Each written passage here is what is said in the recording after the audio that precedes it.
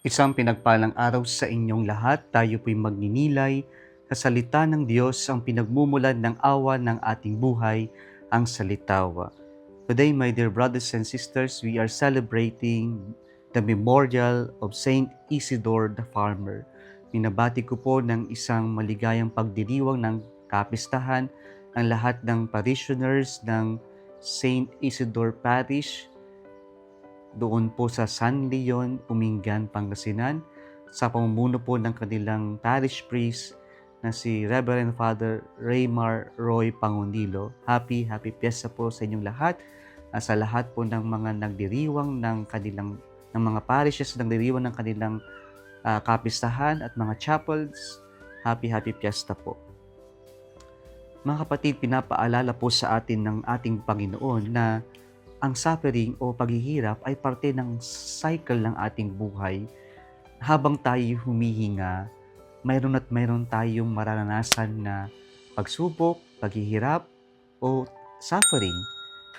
At ito'y ipinapahintulutan ng Diyos, hindi para parusahan tayo, hindi dahil lang gusto ng Diyos na nahihirapan tayo, pero nais ng Diyos na palabasin ang mas maganda pa para sa atin. Usually, kapag nakakaranas tayo ng hirap, diyan tayo nasusubok at diyan din tayo natututo. Kapag gusto nating makapagtapos sa pag-aaral, kailangan nating mag-aral ng mabuti. Magugol ng maraming oras na magpuyat at mag-aral, tapusin ang mga requirements para tayo'y makapagtapos o kaya naman mayroon tayong magandang grado o may gusto nating mas mataas ang maabot natin sa ating pag-aaral. Kung gusto natin manalo sa mga larangan, kailangan natin ng training. Yung paghihirap na yan ay laging magkakaroon ng bunga kapag ito'y isinapuso natin. At ito rin yung nais na iparating ng ating Panginoon na sa lahat ng ating mga pinagdaraanan, uusbong at uusbong ang magandang pagpapala at higit sa lahat ang katibayan ng puso natin at mas malalim na pagkapit o pananalig sa ating Diyos.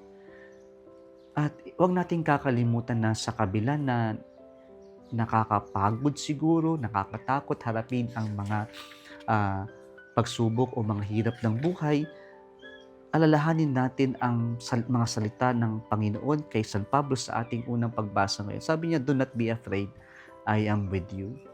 And so, these consoling words of Jesus are enough for us to continue moving forward despite of so many struggles that we are facing in our lives, because we know that we are not alone in facing them. We have our God, and we have those people who continue to love us and support us despite of all these things that we have to bear or carry in our lives. Magpapatuloy lang tayo mga kapatid, huwag susuko, huwag bibigay, huwag mapanghihinaan ng loob, hindi ka nag-iisa. Kung nagustuhan mo ang video na ito, huwag kalimutang mag-like, share at mag-subscribe sa Salitaw Facebook page and YouTube channel. Muli isang pinagpalang araw sa inyong lahat.